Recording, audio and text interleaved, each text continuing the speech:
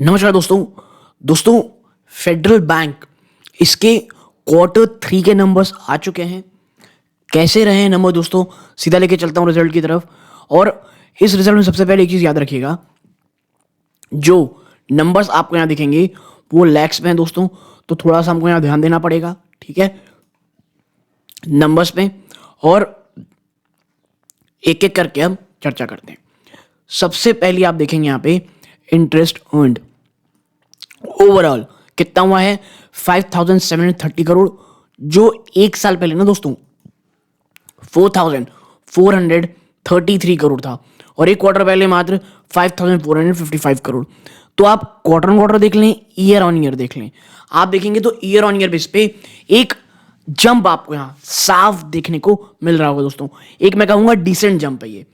अब बात कर लेते हैं इंटर डिस्काउंट एडवांसेस बिल की, 4597 करोड़, जो एक साल पहले 3584 करोड़ था, और एक क्वार्टर पहले दोस्तों 4355.48 करोड़ था, ठीक है।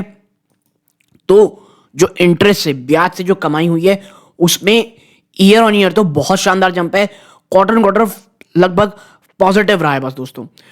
इन्वेस्टमेंट से इनकम आप देखेंगे 950 करोड़ आई है, जो एक साल पहले 720 करोड़ थी, और एक क्वार्टर पहले ये 893.97, ऑलमोस्ट 894 करोड़ आप कह सकते हैं।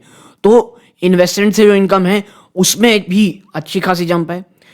अब आप देखें ब्याज जो आरबीआई के पास रखे हैं फंड्स और अदर इंटर बैंक फंड्स के थ्रू 79.29 करोड़ का है, जो एक साल पहले 49.77 करोड़ था, एक क्वार्टर पहले 90.28 करोड़ रुपए दोस्तों, ठीक है।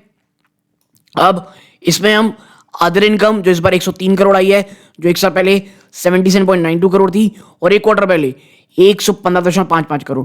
तो यहां पर अदर इनकम में आपको गिरावट, अदर्स में माफ कीजिएगा, गिरावट देखने को मिली है। वहीं जो अदर इनकम है, और मुझे वही लगा था कि भाई साहब अदर इनकम कम हो ही नहीं सकती बैंक्स की, 862 करोड़ आई है। एक साल पहले ये एक क्वार्टर पहले ये 730 करोड़ थी, एक क्वार्टर पहले मात्र 534। अब आप समझ रहे हैं जो मैसेज अलर्ट हो गए तमाम चीज़ों की, जो आप कह सकते हैं कंपनी चार्ज करती है, ये कितना ह्यूज, कितना ह्यूमंगस होता चला जा रहा है दोस्तों, ठीक है। अब बात कर लेते हैं किस चीज़ की, अब बात कर लेते हैं टोटल इनकम की दोस्तों। तमाम चीज़ों को मिलाकर के आप देखेंगे 6592.66 करोड़, 6592.6 करोड़, जो एक साल पहले ना 4967 करोड़ थी, एक क्वार्टर पहले 6185.70 करोड़ थी दोस्तों, ठीक है। अब बात कर लेते हैं भाई साहब खर्चों की। आपने इंटरेस्ट एक्सपेंड यानी जो ब्याज कमाने के लिए आपने कितना खर्चा किया है, 3606 करोड़, जो एक साल पहले 2476 करोड़ थी। तो भैया आपकी जो इनकम बढ़ी है ना, आपके खर्चे भी वहीं से ही बढ़े हुए हैं। एक क्वार्टर पहले ये 3398.86 करोड़ थी। ऑपरेटिंग एक्सपेंस जिसमें एम्प्लॉय कॉस्ट और अदर आप कह सकते हैं एम्प्लॉय कॉस्ट आप देखेंगे, अदर ऑपरेटिंग एक्सपेंसेस में जो एम्प्लॉय कॉस्ट यानी जो आपको एम्प्लॉयज को पैसे देने पड़ते हैं, और अन्य रोजमर्रा के काम खर्चों को देखेंगे, तो इन दोनों को आप मिलाएंगे तो ऑपरेटिंग एक्सपेंस निकल के आएगा आप कह सकते हैं 1548 करोड़, जो एक साल पहले 1216 करोड़ थे, और एक क्वार्टर पहले 1462 करोड़ रुपीस थे दोस्तों। आप इन सबको जोड़ लें तो टोटल खर्चा जो निकल के आएगा दोस्तों 5155 करोड़, जो एक साल पहले 3693 करोड़ था, और एक क्वार्टर पहले 4861.25 करोड़ था। और यही कारण है कि जब हम ऑपरेटिंग प्रॉफिट में देखेंगे ना, तो वो 1437.33 करोड़ आएगी, जो एक साल पहले 1274 करोड़ है, और एक क्वार्टर पहले 1324.45 करोड़ निकल के आएगी दोस्तों, ठीक है। और अब हम दोस्तों इसको आखिरी में जा करके जब हम देखेंगे ना, क्या टोटल कॉम्प्रिहेंसिव इनकम आप कह सकते हैं net profit for the period company का निकल के आया है 1006 करोड़, जो एक क्वार्टर पहले 953 करोड़ था, और एक साल पहले दोस्तों ये 803 करोड़ था। तो ईयर ऑन ईयर आप देख सकते होंगे 20% के आसपास का जंप है, जो मेरे हिसाब से खराब नहीं है, अच्छा है। एक क्वार्टर पहले देखेंगे तो ये 953 करोड़ था, तो वहां से आपको जंप देखने को मिल रहा है, ठीक है। अब बात कर लेते हैं जो बैंकों के लिए ना एक बहुत ज्यादा इंपॉर्टेंट चीज होती है, क्या?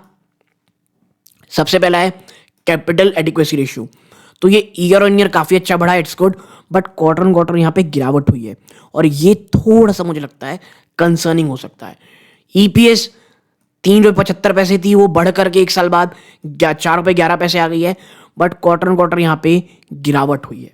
ठीक है, अब बात कर लेते हैं एक और चीज की जो फेडरल बैंक जैसे बैंकों के लिए बहुत इंपॉर्टेंट है। क्या है वो है भाई साहब आपका एनपीए। ठीक है, सबसे पहले बात आती है ग्रॉस एनपीए की, बात कर लेते हैं। एक साल पहले 2.43 थी, वो एक साल बाद घट करके 2.29 हो गई है, बट एक क्वार्टर पहले 2.26 थी, उससे बढ़ करके 2.29 है। एनपीए 0.64 थे, वो अभी भी 64 हैं, और बट ईयर ऑन ईयर यहां पे गिरावट हुई है, तो मुझे ये बिल्कुल भी खराब नहीं लगता है। Total debt to total assets आप देखेंगे तो यहां पे ईयर ऑन ईयर कमी आई है, क्वार्टर ऑन क्वार्टर कमी आई है, तो भाई ये ना एक बहुत पॉजिटिव चीज है दोस्तों। ठीक है, तो आप देख रहे होंगे फेडरल बैंक ने जो नंबर पेश किया ना दोस्तों, वो मेरे हिसाब से अच्छे लग रहे हैं मुझे। ठीक है, और फेडरल बैंक में कोई भी गिरावट सिर्फ और सिर्फ खरीदारी का मौका हो सकती है। अब बात कर लेते हैं सेगमेंट वाइज कहां से सबसे ज्यादा पैसा आया है। सबसे पहले ट्रेजरी में 608 करोड़ से बढ़ करके ये 967 करोड़ आ गई है, which is great. Corporate wholesale banking आप देखेंगे तो कॉर्पोरेट और होलसेल बैंकिंग में जहां एक साल पहले 1380 करोड़ था, वो जंप होकर के 1802 करोड़ आ गया है। 500 करोड़ के आसपास की, आप कह सकते हैं 450-500 करोड़ के आसपास की जंप है दोस्तों ये।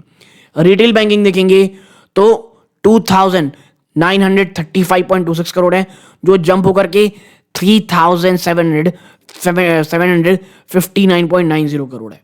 ठीक है, तो रिटेल में ना काफी अच्छा जंप है, और उसमें भी जो अदर रिटेल, डिजिटल बैंकिंग ज्यादा, अदर रिटेल में आपको जंप यहां पे देखने को मिल रहा है दोस्तों। तो भाई मैंने जैसे कहा, ओवरऑल फेडरल बैंक के जो नंबर्स है ना, वो मुझे अच्छे लग रहे हैं दोस्तों। ठीक है, तो यदि आपको ये छोटी सी एनालिसिस अगर आपको पसंद आई हो, प्लीज वीडियो को लाइक करके चैनल को सब्सक्राइब कीजिएगा। यहां तक जुड़े रहे, इस बात का बहुत बहुत धन्यवाद। ये सूर्यकांत है, जय हिंद।